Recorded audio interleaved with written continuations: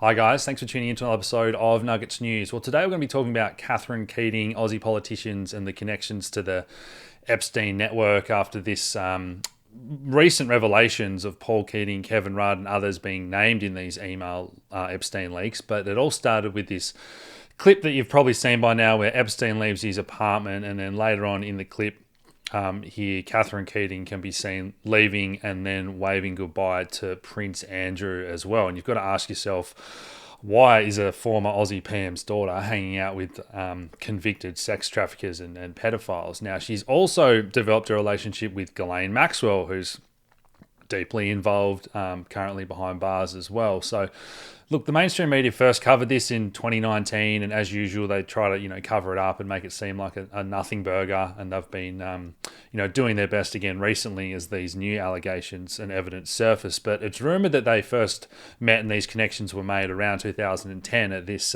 huge racecourse opening during the Dubai World Cup with Prince Andrew, big name celebrities and the rich and famous all attending. But Ghislaine Maxwell actually went on a podcast with Catherine Keating promoting and talking about her Terramar project. And this is a pretty wild rabbit hole, all under the guise of philanthropy and saving the planet, of course. But this has been since scrubbed from the internet, so you can't find it anywhere on YouTube, even on Rumble and other platforms. It's completely scrubbed, even though these links were once active. But you can find more information about the Terramar project itself if you haven't been down this rabbit hole about how they want to make these underwater cities and boats and submarines, and you could have that as your passport. And when you obviously realize what they were doing with all the trafficking and stuff, it's pretty crazy to think that this was the front for some pretty nefarious stuff. This was all deeply intertwined with the UN, and again, whistleblowers coming forward talking about just how disturbing it is, and all this trafficking stuff that the UN are involved in and tying back to this network. But let's get back to Catherine Keating. So she moves over there and she starts dating Andre Balazs, who's like a millionaire playboy who's 22 years older than her. He owns chains of hotels and that type of thing. And one of these hotels, the Chiltern Firehouse here, another one is the Chateau Marmont. So this one has since come out with all these allegations from staff that, rot in Hollywood, it was a playground, sexual misconduct and all this stuff that's now coming out and surfacing. But if we scroll down here, Ivanka Trump, once again, it's one big club and you're not in it, as they say, interned for him. And this is pretty crazy, some of these quotes here, where all good hotels tend to lead people to do things they wouldn't necessarily do at home, that he's quoted as saying. When you think about, Diddy, Epstein, this blackmail where they get people on camera doing things to compromise them. And this is how kind of the world of politics is now run.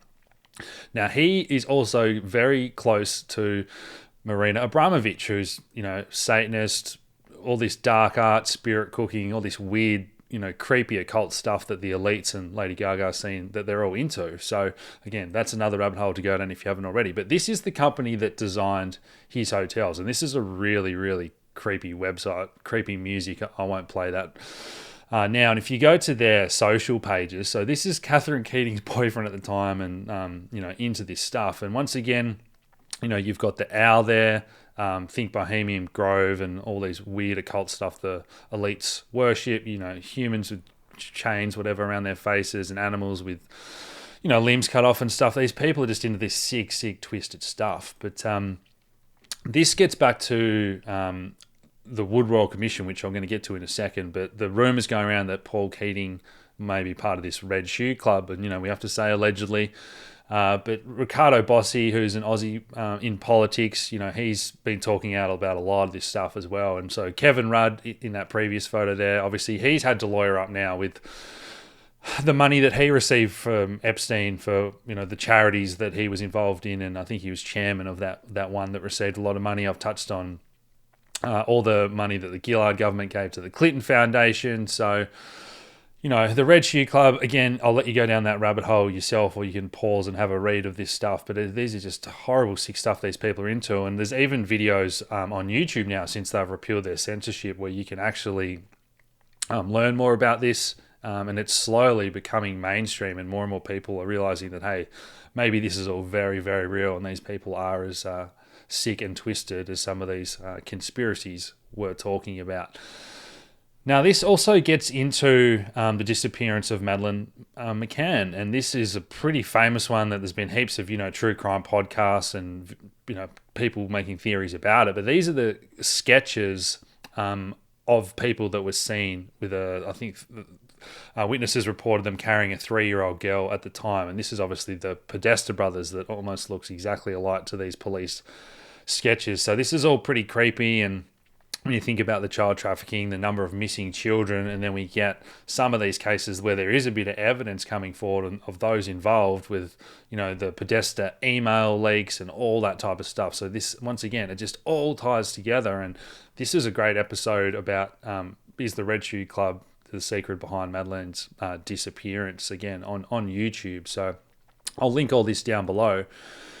But after her disappearance, there was some big donors raising money, and there was these rumors, was money involved in this as well? And you can see here Sir Richard Branson, another one that owned a big island, Necker Island, not too far from Epstein Island. So yeah, some pretty crazy stuff that you can join some more dots here. But ultimately, this all ties back to the Wood Royal Commission and Senator Heffernan, who famously said that this police document with 28 high-profile people, including one former Prime Minister, have been named as alleged pedophiles. And this was all suppressed by the government under the guise of it would lose public trust. So, if this is the type of stuff that we're going to keep getting more email leaks, more evidence coming out, but particularly more whistleblowers, survivors and victims coming forward telling their stories, which is just happening everywhere at the moment, and more people are waking up to all this stuff through social media and the decentralized, independent researchers, and whether it's TikTok or a podcast, this information is getting out to the public eye. So, it really is an amazing time to be alive. Who knows what's going to come out next? But I think a lot of Aussies don't really care about this enough because they don't see these Australian connections. And, Australia's a relatively young country to these other ones that it's more obvious of the corruption in US politics. And a lot of the big Aussie influencers I still see are kind of, exposing the corruption, but still falling for the left-right paradigm or all these other ways that the media and this global cult that run things love to divide us by. So until we really focus on this main issue, which is these, these occult practices, these pedo rings, all this money and corruption that's going through these NGOs and charities and that type of thing, this is what we really need to be focused on. So guys, short episode today, but I thought that was really important stuff. And why do you guys think? Let me know in the comments. Why is an ex-Aussie Prime Minister hanging out with convicted sex traffickers and pedophiles? And what do you think about Paul Keating, Kevin Rudd, any other guests you want me to have on the show to keep exposing this stuff?